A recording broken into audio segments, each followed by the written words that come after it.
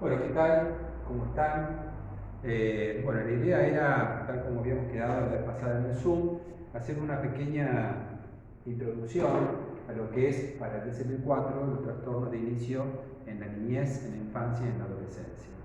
Eh, Vamos a ver justamente, la cuestión es de inicio en la niñez y en la adolescencia, lo cual no quiere decir que sean específicamente patologías de la niñez. Hay patologías, por ejemplo, retraso mental, son pacientes que, si bien la problemática se inicia en la niñez, eh, hay personas adultas con retraso madurativo, retraso mental, ¿sí? Así como pasa lo mismo con el autismo, pasa lo mismo con muchas patologías en donde tenemos adultos con estos cuadros, pero son de inicio en la infancia, en la niñez o en la adolescencia. Vamos a ver que el DSM-4 distingue varios subtipos. El primero que distingue es el retraso mental.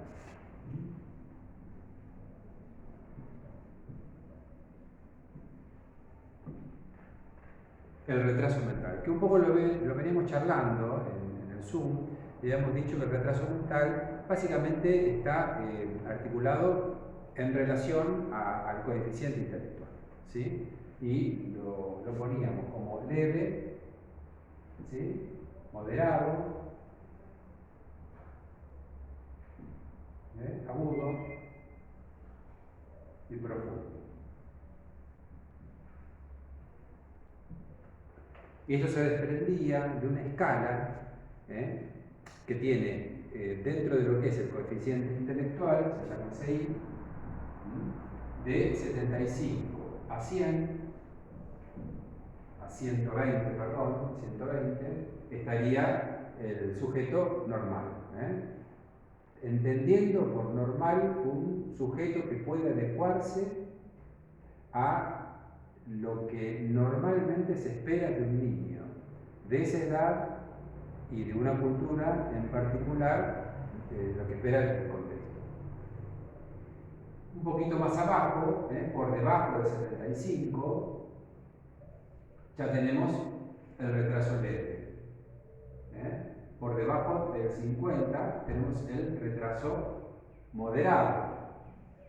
Por debajo del 25, el profundo. Agudo o profundo.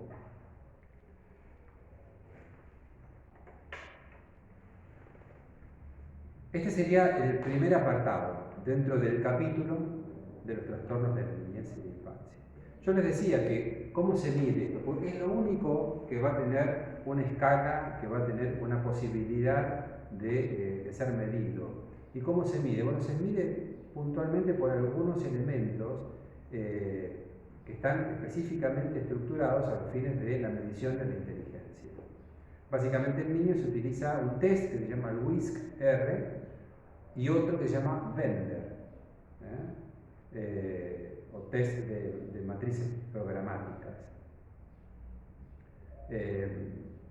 Después, en la adolescencia hay otras posibilidades de hacer una medición de múltiples inteligencias, porque en definitiva el coeficiente intelectual está dentro de la lógica de distintas inteligencias que se van a ir desarrollando a lo largo del crecimiento del niño, y ya en la adolescencia podemos ver que hay distintos tipos de inteligencias directamente ligadas al cálculo, a lo lingüístico, al idioma, a lo visoespacial, a lo matemático, a todo lo que es la inteligencia directamente ligada a la mecánica. Bueno, hay distintos tipos de inteligencia, 7 puntualmente, y hay test que miden específicamente cada una de las inteligencias. Pero en la niñez básicamente se mide coeficiente intelectual. Y acá tenemos la cuestión del retraso mental. Por otro lado, los trastornos del aprendizaje. Vamos a borrar un poquito acá. Los trastornos del aprendizaje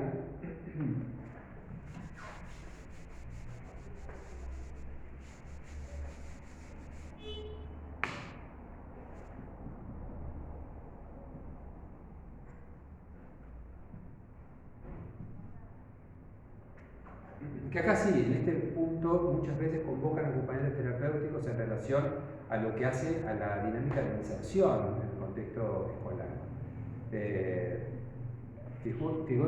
Fíjense acá, por ejemplo, está el trastorno de cálculo, trastorno de la lectura,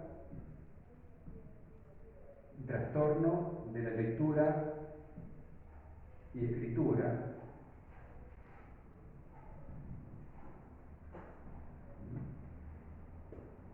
Por lo general se conocen, o sea, son más conocidos por los psicopedagogos, que son quienes trabajan sobre todo en estas cuestiones de temática, por la discalculia, cuando hay un trastorno del cálculo, y en lectura y lectoescritura por la dislexia.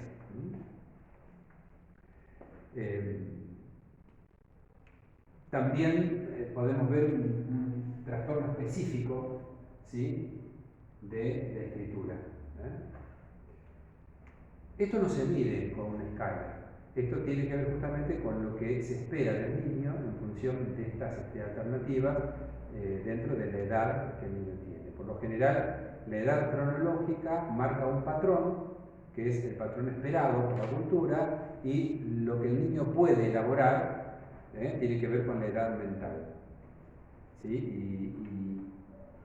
Y el déficit, la diferencia, entre edad mental y edad cronológica daría la posibilidad de pensar que el niño puede tener un retraso en el cálculo, un retraso en la lectura o en la lectoescritura.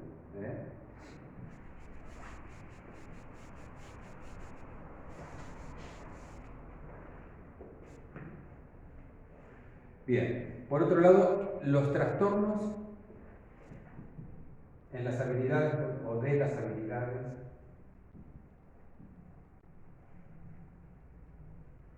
motoras. Trastorno de las habilidades motoras.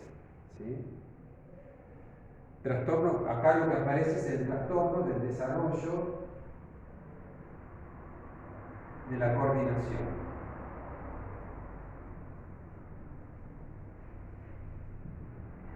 ¿Sí? Cuando hay un trastorno del desarrollo de la coordinación, lo que vemos es un niño que tiene una imposibilidad de adecuarse al contexto, porque tiene un déficit en la adquisición de algo que nosotros llamamos esquema corporal.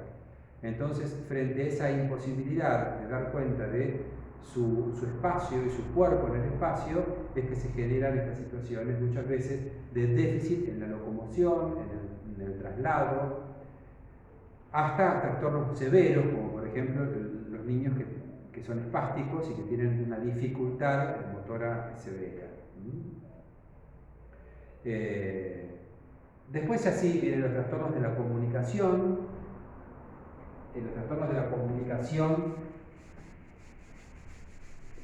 son básicamente los trastornos quizás más conocidos de lo que se llaman trastornos de la infancia.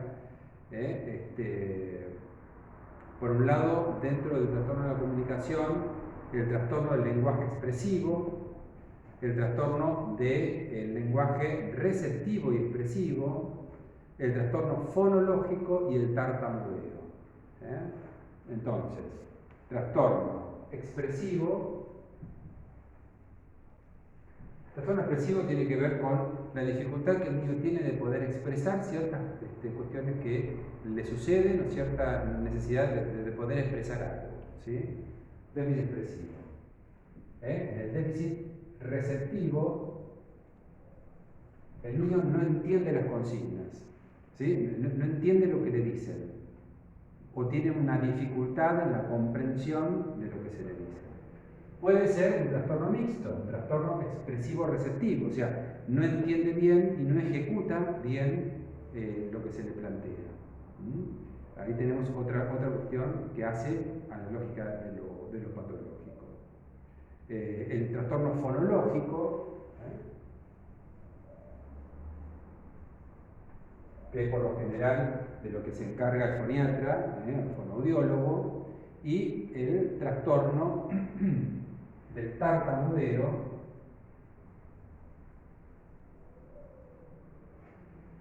trastorno de tartamudeo simple. cuando el niño no puede expresar adecuadamente la palabra sin quedarse a lo mejor en la primera sílaba o con un déficit en armar una oración y poder decirlo de manera completa y entera. Pues después vamos a ver en otro pequeño subtítulo de este mismo apartado que aparecen otro tipo de cuestiones que ya sí tienen que ver, que se llaman trastorno de tics, y dentro de los trastornos de tics vamos a encontrar los trastornos de tartamudeo grave.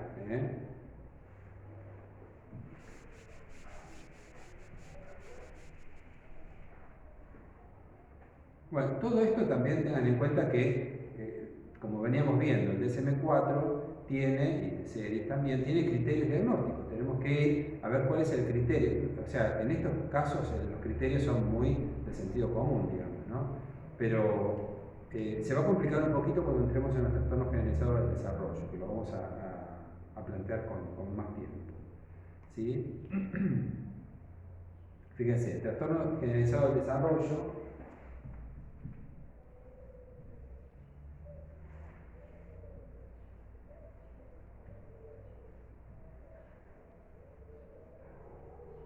en el cual tenemos, esto es lo que normalmente llamamos TGD.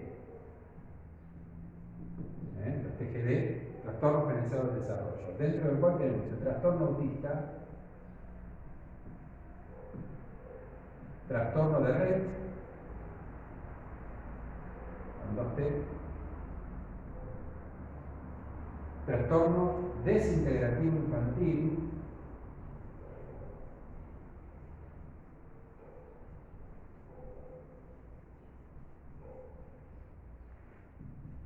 y trastorno Asperger.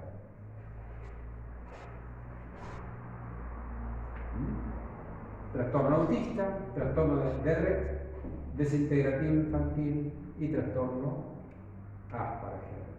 Ahora vamos a ver, porque lo más interesante es poder ver el trastorno autista, porque vamos a ver que red, desintegrativo infantil y Asperger son distintos tipos de pensar el trastorno autista. ¿Qué se entiende por el trastorno autista? Esto vamos a verlo un poquito más en profundidad. A mí me parece que es el gran tema de esta unidad. Y en el DSM-4 está planteado así. Fíjense que en el DSM-5, que quizás fue uno de los grandes cambios que hizo el DSM-5, va a aparecer trastorno del espectro autista. Va a aparecer algo que se llama trastorno del espectro autista, TEA. Hoy se utiliza mucho esta nomenclatura.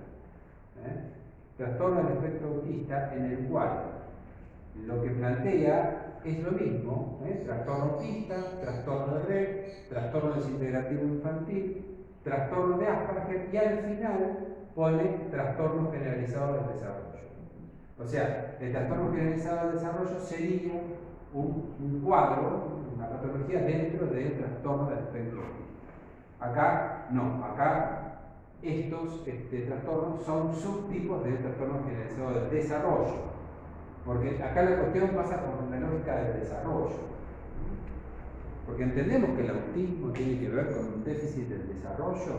Bueno, ahí es donde viene la gran discusión en el campo de la psiquiatría médica y en el campo de la psicopatología médica, porque en definitiva lo que tiene que ver con el desarrollo lo habíamos visto en los trastornos del aprendizaje y lo habíamos visto en los trastornos de, digamos, el trastorno mental, ¿no? El trastorno que habíamos visto al principio,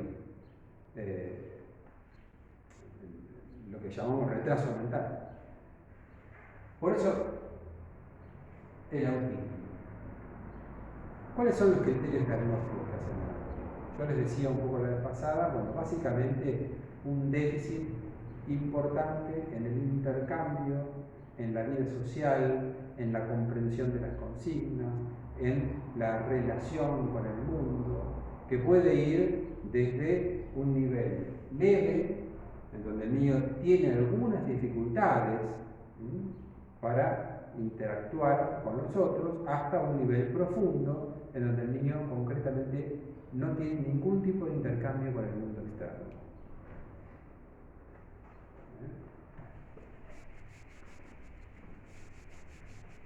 Pero no solamente esto, sino que fundamentalmente el niño no tiene que manifestar ningún tipo de interés. En otro de los subtemas, o de los subítems que estábamos viendo, hay una dificultad en la expresión, o sea, al niño le cuesta expresarse, pero tiene la necesidad de hacerlo, busca la forma de expresarse. Lo hace de manera gestual, lo hace de alguna manera deficitaria, pero de alguna manera se nota que hay una necesidad del niño de comunicarse con el mundo. En el trastorno autista vemos que no. El niño no solamente no se comunica con su entorno, pero tampoco le interesa hacerlo.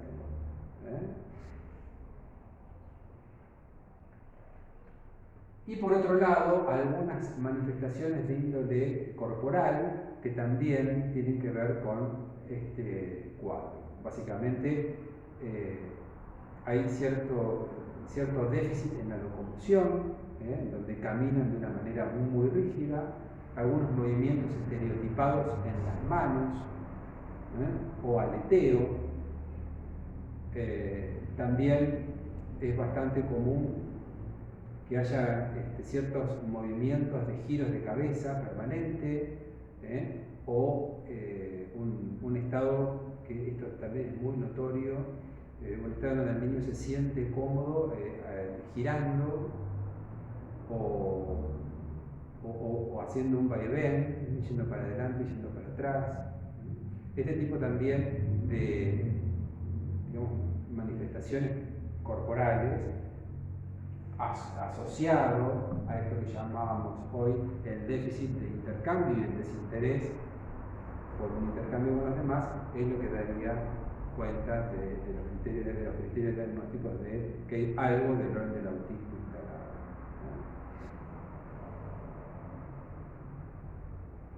Es un tema interesante porque en definitiva, ¿qué estará pasando? Porque la gran pregunta de la psiquiatría y la gran pregunta de la psicología, ¿qué pasa que ese niño no tiene interés por interactuar con el mundo?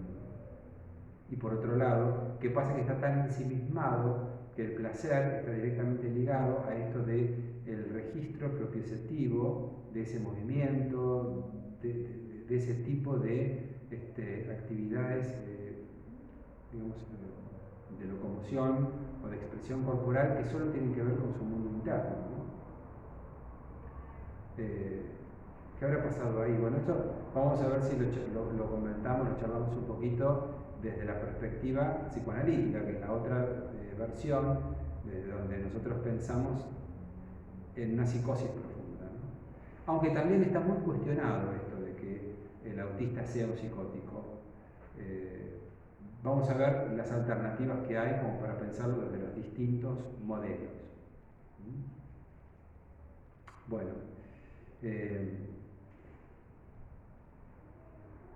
trastorno por déficit en la atención es otro de los grandes títulos.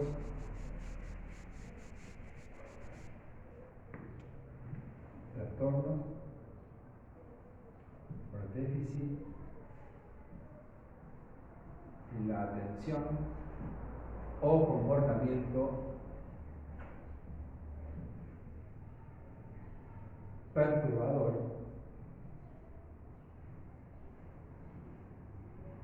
Déficit de la atención o comportamiento perturbador, ese es el título. Y acá vamos a encontrar si el trastorno por déficit de la atención, TDA, que es bastante común, trastorno de déficit de atención con hiperactividad,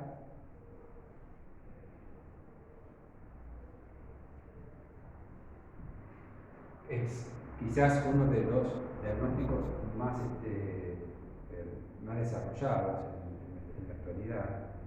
Los niños con TDAH son uno de los principales problemas que existen, digamos, en la escolaridad, en la niñez, y por lo que muchas veces convocan acompañamientos terapéuticos.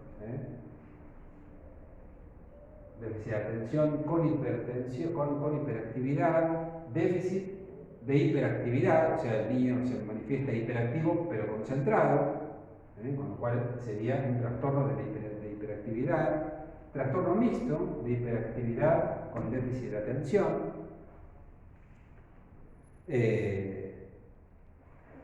Y después tendríamos dentro de este apartado también